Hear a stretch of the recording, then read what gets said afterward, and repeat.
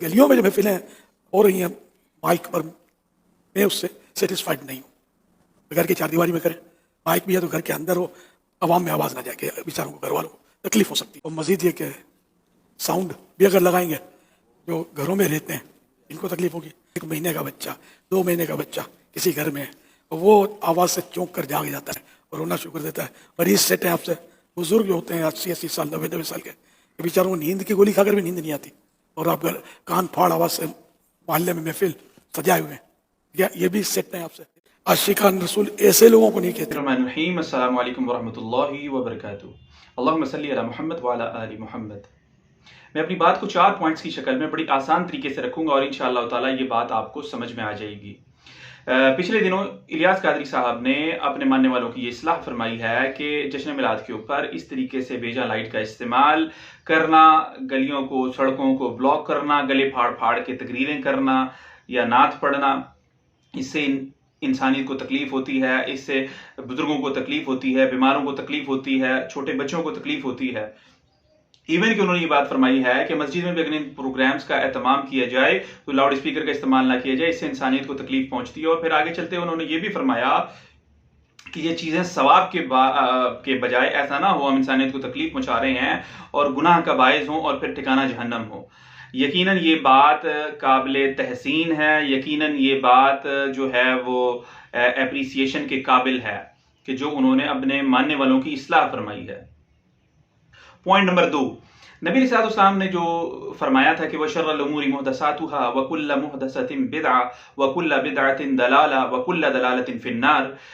नबी अलैहि सल्लम ने फरमाया था कि मैं तुम्हें दीन में नए नए काम ईजाद करने से मना करता हूँ और हर नया काम जो ईजाद किया जाएगा वो बिदअत है, बिदअत गुमराही है और गुमराही जहन्नम में ले जाने वाली है। तो अब ये जो फर्क बाकी है, जो नबी सल्लल्लाहु अलैहि वसल्लम की वलादत के ऊपर प्रोग्राम्स का एहतमाम है, तो ये तो देवबंदी, बरेलवी, अहले हदीस और अहले तशय्युअ सारे ही कर रहे हैं। इवन के जो असहाबे बदर हैं, ग़ज़वे बदर हुई है, उसकी डेट्स के ऊपर उनके शानो फ़ज़ाइल बयान किए जाते हैं, मनाकिब बयान किए जाते हैं।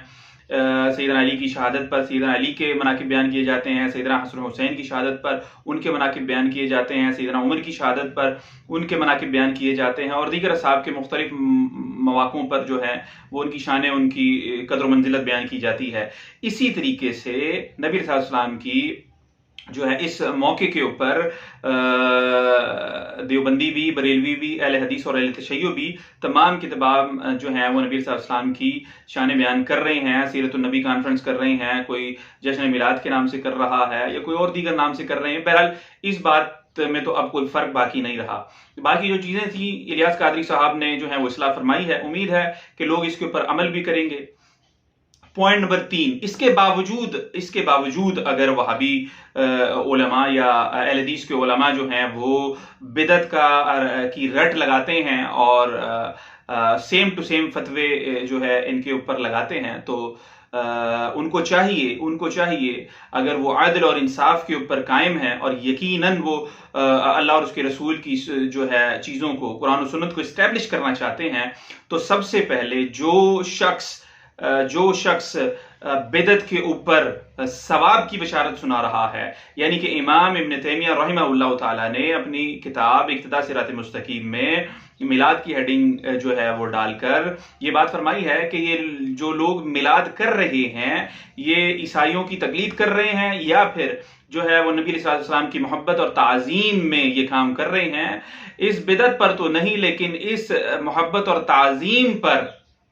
यानी कि जो मिलाद चल रहा है इसमें इनकी मेहनत है, इसमें इनकी जो है वो इज्तिहाद है, इसके ऊपर इनको सवाब मिलेगा, जबकि इसके बरअक्स वहाबी उलमा इसको बिदअत कह रहे हैं। तो अगर आप वाक़ियतन कुरान और सुन्नत को इस्टेब्लिश करना चाहते हैं तो मेरे भाई, जिस तरीके से दूसरे के बुजुर्गों पर फतवा लगाते हैं, सबसे पहले आपको चाहिए कि आप इमाम इब्न तैमिया रहमहुल्लाह ताला पर वो फतवा लगाएं कि जो शख्स बिदअत के ऊपर सवाब की बशारत सुना रहा है, ठीक है, बिदअत के ऊपर सवाब की बशारत सुना रहा है, किसी किस्म की जो है इस्तिस्ना के बगैर बिदअत के ऊपर सवाब की बशारत आप समझ रहे हैं बिदअत है, तो इमाम इब्न तैमिया भी वही डिस्कस किया उन्होंने। तो सबसे पहले आप इमाम इब्न तैमिया की बात को अगर जूते की नोक पर रख देंगे तो तब आपका अदल और इंसाफ اور آپ کی انٹینشن واضح ہو جائے گی کہ آپ واقعتاً قرآن و سنت کو اسٹیبلش کرنا چاہتے ہیں، اور پھر باقیوں کے بزرگوں کی باتوں کو بھی آپ اسی طریقے سے رد کر سکتے ہیں، اور پھر اس میں کامیابی بھی ہوگی آپ کو کہ لوگ سمجھیں گے کہ واقعتاً یہ قرآن و سنت کے آگے کسی بھی بزرگ اور بابے کی، چاہے وہ اپنا ہو یا دوسرے کا ہو، کسی کی پرواہ نہیں کرتے قرآن و سنت کو اسٹیبلش کرنے پر۔ چوتھا اور آخری پوائنٹ میرا یہ ہے کہ یہ اصول سمجھ لیں، جو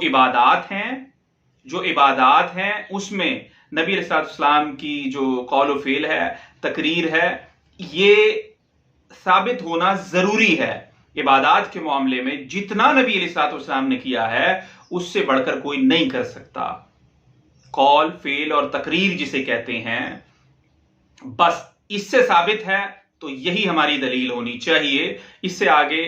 کم نہ اس سے زیادہ کیا جا سکتا ہے۔ اسی طریقے سے ایک معاملات ہیں اس میں ہر چیز کی جا سکتی ہے، ہر چیز حلال ہے یا جو ہے وہ جائز ہے،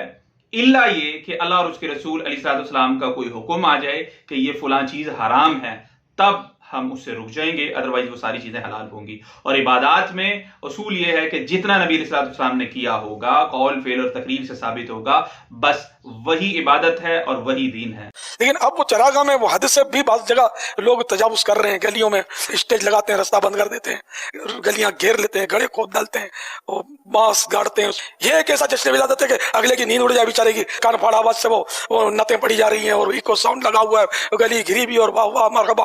اور آقا کی آمد مرحبا اور یہ جوشیلے نعرے لگ رہے ہیں، اور جشن ولادت وہی ہے۔ میں نے کہا کہ 100% شریعت کے دائرے میں رہ کر منایا جائے، اس میں کوئی ثواب کی امید نہ رکھیں، بلکہ گناہوں کی صورتیں واضح ہیں اس میں کہ ہمیں معاذ اللہ قیامت کے دن حکم ہو گیا